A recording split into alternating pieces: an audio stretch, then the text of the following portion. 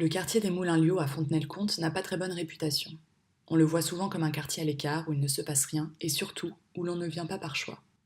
Partons donc à la rencontre des habitants qui vont nous montrer un autre visage des Moulins-Liots à travers leurs regards. Je cherche un logement. C'est Vendée Habitat qui m'a proposé les Moulins-Liots. Quand j'en ai parlé autour de moi, ça a été mal vu. On m'a dit plein de choses négatives.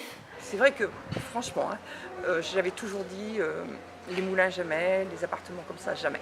Disons, déjà, on nous avait dit de ne pas venir ici, déjà, les conseillers. Parce que, bon, il y a quelques années, c'était un quartier qui n'était pas très bien réputé. Mais je dirais qu'il y en a, moi, au collège, il y a certaines personnes qui ont déjà critiqué des gens qui vivent au moulin. Ils dénigrent le moulin, on va dire. C'est surtout cette image-là que j'aimerais démonter à travers les photos, à travers les reportages, à travers la rencontre avec les gens qui ont pourtant tant à apporter. C'est pas parce qu'on habite une cité que les gens ne sont pas forcément heureux. C'est pas très beau, quoi. Pas très beau à voir. Il n'y a pas de jeu pour les enfants, il n'y a rien pour les personnes âgées. Béton, on voit que ça. On a vu assez à Paris, donc il n'y a que ça. Ça a changé quand même. Ah si, ça a changé. Hein. Il y a bien des histoires, tout ça, partout, mais j'ai trouvé des copains, tout ça, mais on est bien.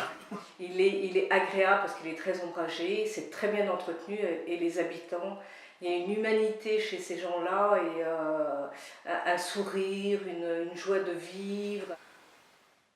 Les moulins ne se résument pas qu'aux tours qui s'élèvent dans le ciel. Ce sont surtout des gens et des lieux en particulier qui font la vie de ce quartier. C'est à partir de notre entrée au collège, à partir de 12 ans, on a le droit d'y venir. Et il y a un peu tout le monde, après la limite d'âge n'est pas importante. Mais on fait plusieurs activités, il y a des projets qui peuvent être mis en place. J'ai pas mal de personnes qui se retrouvent, qui ne se sont pas vues ni chez l'épicier ni chez le boucher, et qui viennent se retrouver là. Ah oui, d'accord. Alors moi j'ai comme mission de leur fournir un bouquin, c'est-à-dire c'est à moi qu'on me dit qu'est-ce que vous me proposez, parce que c'est souvent comme ça. À force ils savent, je connais leur goût. Donc je leur dis tiens celui-là il vient de sortir, ce qui est sur la table en général, les trois quarts sont les plus récents des auteurs, dans leur style, et en plus c'est gratuit. J'interviens ici pour donner des cours de français donc à des migrants qui sont arrivés sur Fontenay depuis plusieurs mois ou quelques semaines uniquement. Donc on s'adapte en fonction de leur niveau. C'est une catégorie de personnes qu'on ne peut pas laisser sur le bord du trottoir et ils ont besoin d'apprendre le français pour pouvoir s'intégrer et donc je suis là pour les aider, je viens 2 fois par semaine. Ce qui me touche, en fait c'est très très convivial. C'est un quartier en fait où on a déjà pas mal de mixité, puisque, notamment au niveau du centre commercial, puisque tout ce qui est alentour vient aussi sur le quartier, sur le centre commercial. Donc voilà, ça a un côté un petit peu familial, un peu village. Donc voilà, beaucoup de convivialité en définitive, c'est très sympa. Il y a le tabac, il y a une pharmacie, il y a un magasin. Il y a une poste, il y a tout, la coiffeuse, il y a tout. Il y a un truc pour les jeux pour les enfants. C'est important les enfants, parce que c'est eux qui vont venir à le futur. C'est un quartier, il y a de la vie, il y a des gens qui s'entendent bien, pratiquement tout le monde se connaît. Et il y a une bonne entente. Oui, il y a des gens que j'aime bien, mais il y en a que j'aime peu bien. Parce qu'ils ont un caractère fort, ils crient beaucoup et ça fait mal à la tête. Au fil de cette balade, un lieu en particulier est apparu et semble avoir une place très importante pour certains habitants. Il s'agit de ce qu'ils appellent l'annexe, où Muriel, l'animatrice du quartier, joue un rôle central. J'aime la mairie annexe, les moulins et j'aime bien les immeubles. L'annexe déjà, avec Muriel. C'est une bonne animatrice. Ouais, elle nous a permis de découvrir d'autres choses que c'est vrai qu'on ne sortait pas du tout, puis grâce à elle, voilà. Au moulin, on fait des rencontres, comme Muriel qui nous aide à sortir un peu de nos quartiers, si on peut dire. J'aime bien y aller parce que on parle, c'est comme une famille.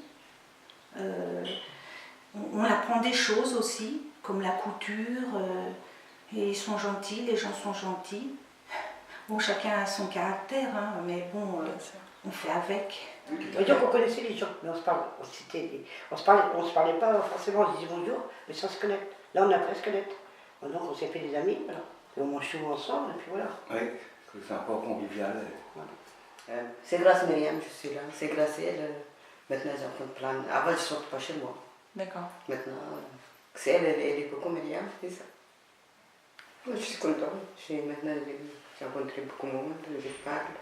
Même je crois que je parle bien français maintenant. On a fait un atelier écriture où ça m'a fait vraiment très drôle parce que j'aime écrire, mais les choses que je faisais que de mon côté. Donc, je trouve que c'est un petit peu comme une famille où chacun s'entraide et se tire vers le haut, ne pas se juger. L'annexe apparaît donc comme un lieu de rencontre dans lequel des liens forts se sont créés entre les habitants. C'est aussi un lieu d'échange, de partage et de découverte. Certains se sont découverts des talents insoupçonnés à travers les ateliers d'écriture ou d'autres activités culturelles ou manuelles mises en place. On a écrit des haïkus, des petits poèmes très courts sur un petit peu l'ambiance qu'il y avait un petit peu sur le quartier. On s'est promené déjà sur le quartier et on a écouté, on a regardé, on a repris des mots, des idées et après on a écrit des petits poèmes haïkus pour dire tout ce qu'on avait ressenti sur le quartier au moment de la balade. Voilà. Je reprendrai bien un peu de soleil, comme ces abeilles font du miel. Je reprendrai bien un peu de ces rayons. Oh, mais qu'est-ce que c'est bon. Ce beau soleil m'apporte tant de chaleur.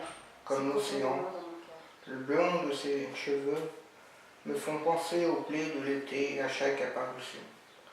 Je vois le soleil rentrer dans mon cœur. Tout vient à point à qui sait boire beaucoup de café. Je ne me souviens plus de la voix de ma mère.